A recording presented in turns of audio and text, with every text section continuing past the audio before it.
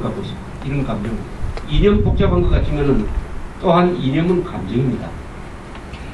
감정이 먼저 생깁니다. 그 다음에 그것을 이론화하면은 이념이 생겨요. 그래서 가장 바닥에 있는 것은 감정이라고 볼 수 있어요. 그 감정은 세 가지죠. 한국 사람들은 어떤 감정을 가져야 되느냐? 이 세 가지 감정을 가져야 됩니다. 김정일 하면은 화가 나야 됩니다. 북한 동포 하면은 눈물을 흘려야 됩니다. 대한민국 하면은 가슴이 뜨거워지게 됩니다. 요 세 가지 감정을 갖지 않는 한국인은 문제 있는 한국인입니다. 심하게 말하면 괴물과 같은 한국인입니다.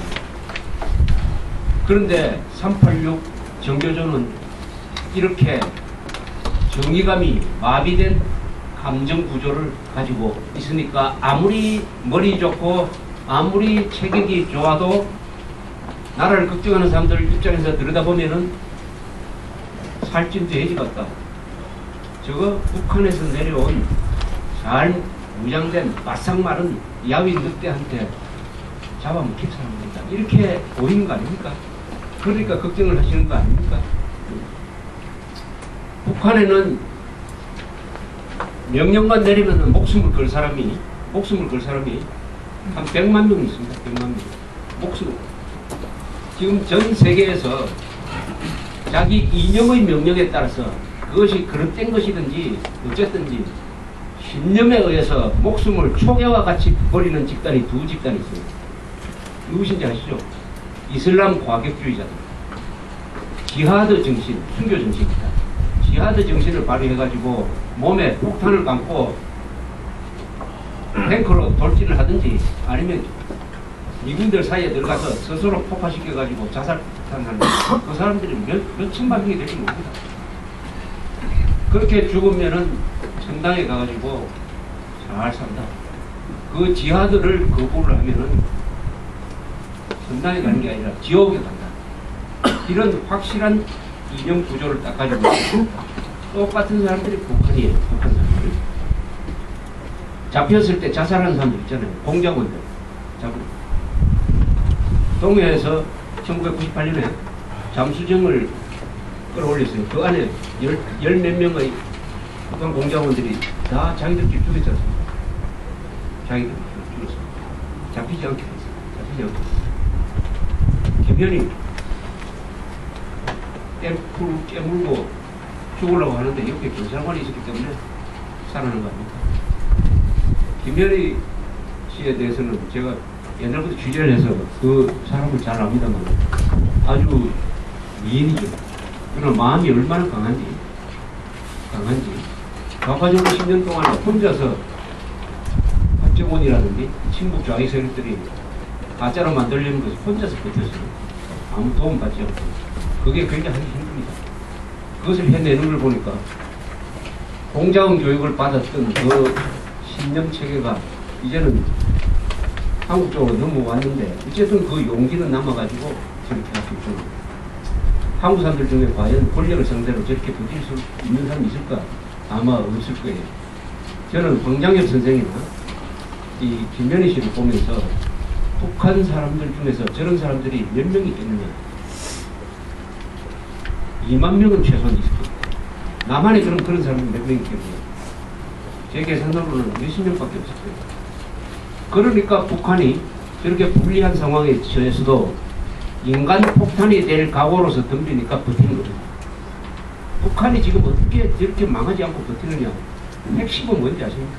그것은 체제를 지키기 위해서 목숨을 던질 사람이 수십만 명이 있다. 그런데 미국은 핵무기를 가지고 있지만 그 핵무기는 쓸 수 없다. 쓸 수 있는 인간폭탄과 쓰기가 어려운 핵폭탄이 대결을 하면 인간폭탄이 이깁니다. 그래서 버티고 있는 거예요. 이념의 힘입니다. 이념의 힘. 한국에서는 그러면 4천만 사람들이 다 인간폭탄이 돼야 된다. 그걸 주장을 하는 게 아니에요. 그러나 저 인간폭탄이라는 저것은 약점이 있어요. 저거를 폭탄 전문가들이 대체하는 방법이 있지 않습니까? 요만한 드라이버 가지고 싹싹 나사를 빼버리면 무력화되지 않습니까? 여기 계신 분들 중에서 군 출신들이 들어 계실 테니까 지뢰 해체했다든지 뭐 불발탄 해체하신 분들도 계실 텐데 그 방법이 있습니다. 그 방법을 써야죠. 우리가 인간폭탄이 돼가지고 북한의 인간폭탄과 대결하는 그런 바보 같은 방법 쓰지 말라는 게 바로 우리 헌법의 명령 아닙니까? 즉 전쟁하지 말고 평화적으로 자유통일하라 그런 뜻이죠. 그 모델이 있어요. 그렇게 성공한 사람이 있어요. 바로 레이건 대통령입니다. 트루만 대통령이 냉전에서 이길 수 있는 기초공사를 했습니다. 그 일본말로 말하면 마무리를 누가 했느냐, 시하계를 누가 했느냐, 레이건 대통령이 했죠. 방법은 어떠냐? 웃으면서 북한 공산주의 체제를 해체시키고 있습니다. 웃으면서. 레이건 대통령 화낸 걸 보셨어요? 항상 이 사람은 유쾌하게 웃습니다. 고르바초프하고 만나서도 싱글벙글 웃고 공산주의와 대결하면서 웃으면서 해체를 했습니다. 아니 소련이 그 막강한 핵무기와 미사일을 가지고 한때 미국과 맞서고 어떤 부분에서 미국보다 앞섰던 그 공산체제가 붕괴되면서 평안도를 쐈습니까? 자멸해버렸죠. 자멸했습니다.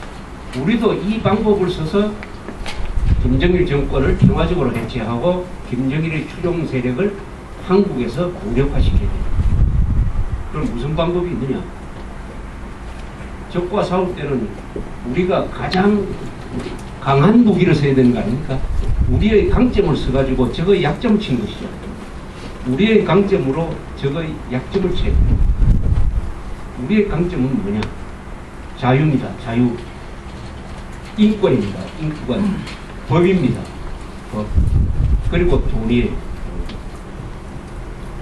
이걸 가지고 북한 체제로 들여보내야 돼요. 그래서 북한 체제가 내부로부터 변화하면서 무너지도록 만들어야 됩니다. 똑같은 방법을 미국이 소련에 대해서 썼어요. 소련이 무너지고 난 다음에 소련의 학자들이 반성을 해봅니다. 왜 우리가 무너졌느냐? 헬싱키 선언을 꼽는 사람이 있습니다.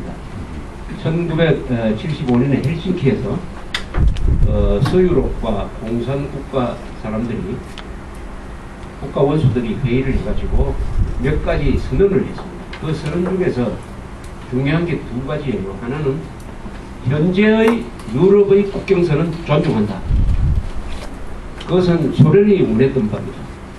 현재의 국경선을 존중한다. 즉 그것은 동구공산권과 소련을 유럽이 인정한다 하는 보장이죠.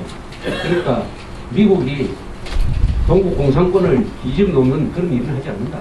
들어가서 전쟁을 하지 않는다 하는 보장을 받기를 원했습니다. 그 대신 하나를 양보했어요. 소련 안에서 앞으로 인권 문제 같은 거 이런 것이 발생하면 국제적인 규범에 따른다. 이렇게 됐어요. 그 이후로 소련 안에서 반체제 운동이 본격적으로 벌어지고 그것을 소련의 공산당이 과거처럼 탄압할 수가 없게 됐습니다. 이것을 한반도에 그대로 한국에 북한에 대해서 적용을 한다면은 북한이 강제 수용소 약 20만 명이 지금 들어가 있어요. 강제 수용소를 해체하지 않으면은 우리 앞으로 북한과 절대 수교하지 않는다. 미국도 그렇고 일본도 그렇고 수교할 때 북한이 반드시 강제 수용소를 해체해야 된다. 그리고 공개 처형 못하도록 해야 된다. 공개 처형. 그리고 재판도 정상적으로 이루어지도록 변호사 제도로 도입을 해야 된다. 그리고 언론 자유도 허용해야 된다. 이런 조건을 다 붙이는 겁니다. 그렇게 하면 북한에서 비로소 민주화 세력이 생길 것입니다. 그 다음에 경제적으로 이야기한다면 중국식으로 개혁 개방하라. 중국식으로 개혁 개방하라. 그러면은 우리가 비료 주고 살주겠다. 이렇게 조건을 붙이는 거죠. 개성공단 이런 식으로 하지 말고 마구잡이로 아무나 인질로 잡아가지고 수백 명을 집으로 돌려보내지 않고 지금 또 한 사람을 말도 안 되는 이유로 응유를 해가지고 하는 이런 식으로 하지 말고 이런 식으로 하려면은 개성공단 폐쇄하겠다. 신변 안전 보장을 확실하게 하고 이것을 어긴 사람은 문책하라 말이에요. 사실은 개성공단은 이명박 대통령이 한 2주일 전에 폐쇄했어야 돼요. 그 몇 분 사람들 잡아놓고 할 때 딱 두 가지를 요구를 했어요. 이것을 한 책임자를 처벌해라.